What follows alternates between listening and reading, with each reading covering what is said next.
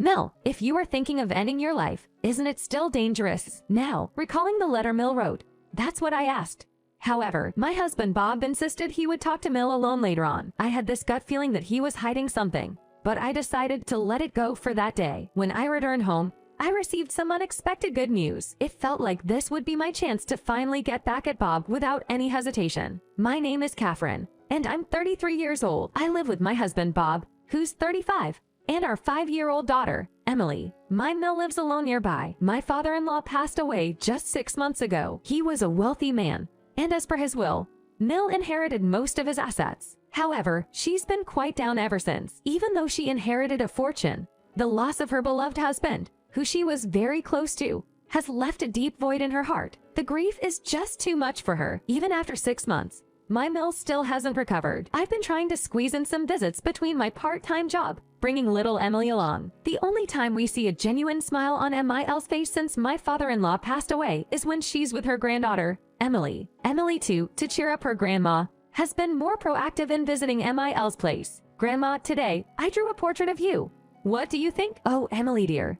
Thank you. It's very well done. Looks just like Grandma. Listening to their sweet conversation, I get on with preparing some tea. Mill, Emily, I baked some cookies today. Let's eat them together. Eating my homemade treats together always brings out an extra smile from Mill. I hope that, little by little, she finds her strength and happiness again. Now, while we're putting in all this effort for Mill, my husband, her own son, seems entirely disinterested. To make matters worse, he's been constantly using work as an excuse, saying he's too busy and has been working late frequently. I'm sorry, I'll be coming home late again today. At first, he used to apologize, but lately, the only message I get is, I don't need dinner tonight. His overtime hours have been increasing, and it's now common for him not to come home even after 10 p.m. Frankly, he's coming home way too late, and the number of days he's doing overtime is just too much. Bob, are you really that busy at work? If you keep this up, you'll burn yourself out, I said, worried. Despite my concern, he retorted, can you not nag me?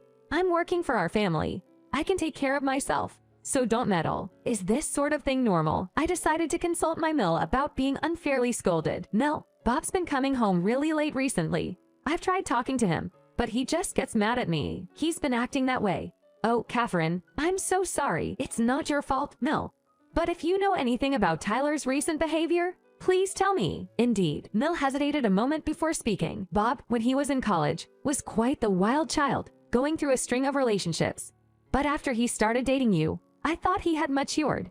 It's concerning that he's coming home late every day. Well, this was news to me. I had no idea my husband had such a past. Could he possibly be cheating? This thought had never crossed my mind before.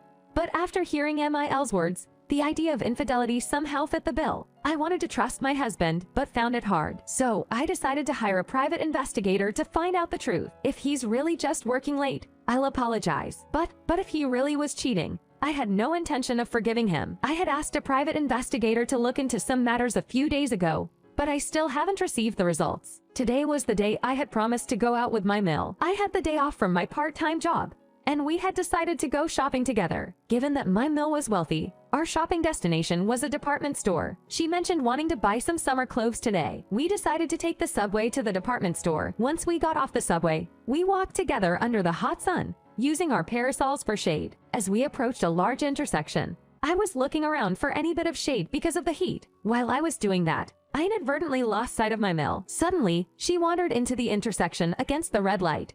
By the time those around noticed, it was too late. A speeding truck hit her. Why did my Mill suddenly walk into the intersection?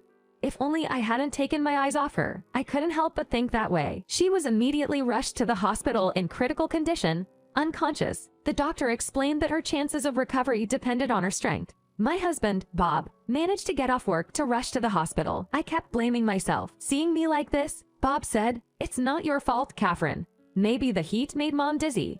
When she wakes up, let's talk to her properly." Uncharacteristically kind, I clung to Bob and burst into tears. That day, my Mill did not wake up. The next day, thinking that maybe she might wake up upon hearing Emily's voice, I brought Emily to the hospital. Emily, talk to Grandma for a bit. Emily then said, "Grandma, please wake up soon.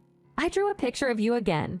I want you to see it." Saying that, She spread out a piece of drawing paper. On it, our family, including my Mill, was drawn. I truly wished my Mill would wake up soon and praise Emily's drawing. Around that time, a letter addressed to my husband, James, arrived, apparently from my Mill. It hadn't been delivered to our home. Maybe it was sent to his office. Shocking words were written in it. Bob, I'm sorry. By the time you read this letter, both Minori and I might not be in this world. I will take Catherine with me. What? My Mill was implying she wanted to end her own life and take me with her. But I'm very much alive and well. With so many questions, I asked James to show me the letter from my Mill. However, he refused. Why would he deny me the right to see it? I believe I have every right to read it. But James stubbornly refused to show it to me. I caught a glimpse of the postmark, and it was dated the day before the accident. The handwriting seemed feminine, but from a distance, it wasn't clear if it was actually written by my Mill. Why is James so adamant about not letting me see the letter? I can't help but suspect something is amiss. Days passed. Emily and I visited my Mill every day as she continued to sleep. At first, my husband accompanied us for the visits, but he has since stopped coming, saying work has gotten busy. Balancing his own mother and work, and choosing work over her, I couldn't fathom his decision. But when he said he was busy, there wasn't much I could argue. Every day, Emily and I would talk to my Mill. Grandma, Emily played on the swing today. When you get better, let's play on the swing together. Okay. Mill, Emily ate all her cherry tomatoes today, even though she doesn't like them. She's trying her best. So please, you do too. That's the kind of stuff we kept telling her daily. Then, 5 days after the accident, my Mill finally woke up. It was so sudden. When Emily and I arrived at her room as usual, we saw my MIL's arm slightly raised. What? I quickly approached her side. Slowly, her eyes opened. Mill, Grandma. Our voices echoed throughout the hospital room. Immediately, I pressed the nurse call button. Nurse, my Mill. She's awake, I exclaimed with excitement. And the nurses quickly rushed in. By the time the doctor examined her, my Mill was fully conscious. That's right, I need to tell my husband. I told Emily to stay calm in the room while I stepped out to make the call. Hello, Bob. MIL's awake. Really? In just that one word, I didn't sense any joy in Jason's voice. Bob, aren't you happy? I know you might be busy, but can you come here as soon as possible? As I urged him, he responded, okay. She hasn't mentioned anything about the accident yet, right?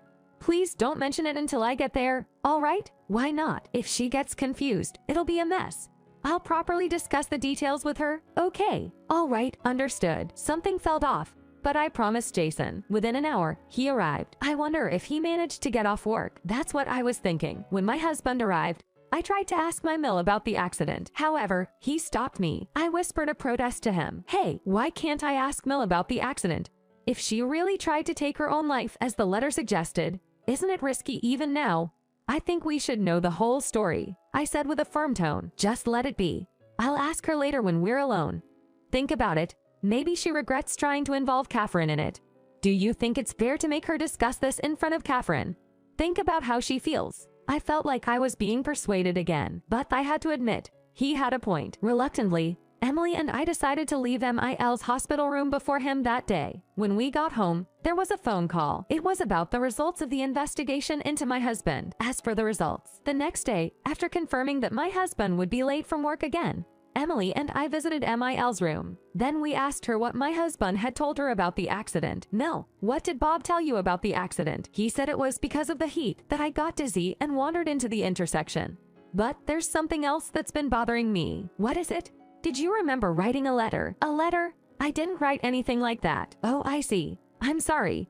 Could you tell us more about it? Well, I do remember that day of the accident was indeed hot. But that couldn't be helped. I was in my right mind. However, on the other side of the intersection, I felt like I saw my dad calling out to me. He looked just like him, wearing a suit. What on earth does that mean? Your father is already in heaven, and even Mill knows he's no longer in this world. But if she thought someone looking so much like him was calling her, she might feel compelled to approach. I'm beginning to think that this might have been staged. After all, my husband has been cheating. I decided to call my husband, who said he'd be late. By the way, thinking it'd be unfair to let Emily endure the grown-up matters, I had her stay at a trusted friend's house. So the summoned husband arrived with a sulky face. Catherine and Mom, why did you call me? The accident was due to the heat, wasn't it? That's not what your mother said, is it? Mill said she didn't write any letter. She also mentioned someone resembling her husband calling her. Doesn't that sound odd to you? You're going to trust what a woman who just woke up is saying.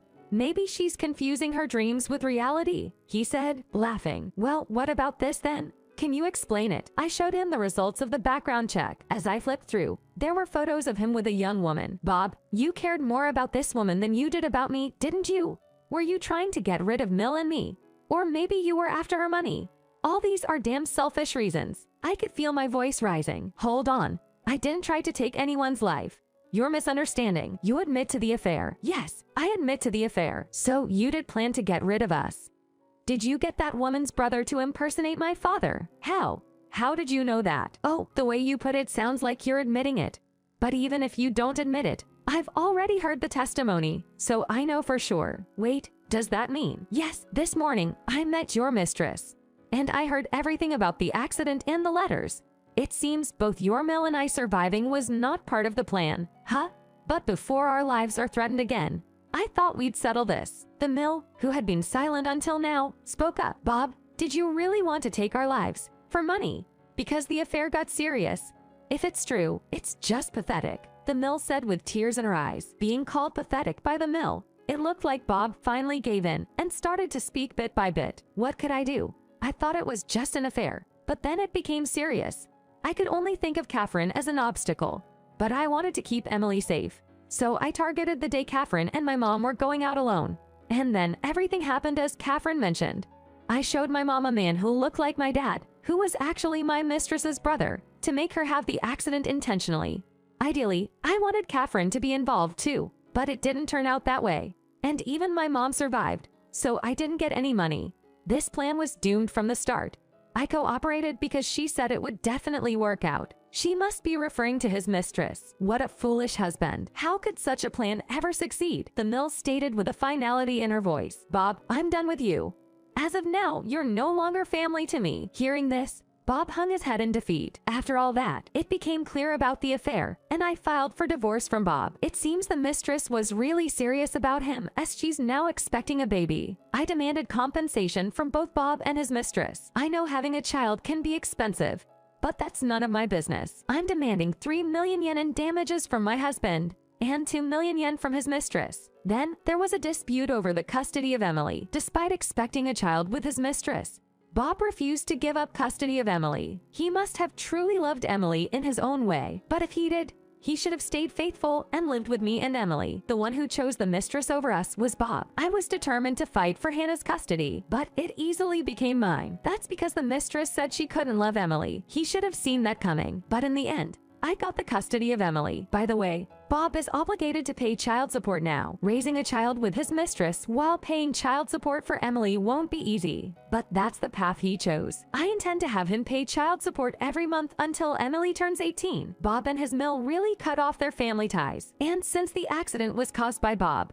the Mill demanded compensation. So now Bob has to pay me for the compensation and child support, plus compensation to his Mill. I wonder what he's going to do now. I might pity him, but I have no intentions of helping him. As for us, I've started working full-time. Emily had to transfer to a new daycare, but she seems to be enjoying it, so I'm relieved. We moved, but I'm still concerned about the Mill. So we're living in an apartment just 10 minutes walk from our place. Even though she cut ties with Bob, the Mill still considers me and Emily as family. I hope to cherish and share many moments with this new family.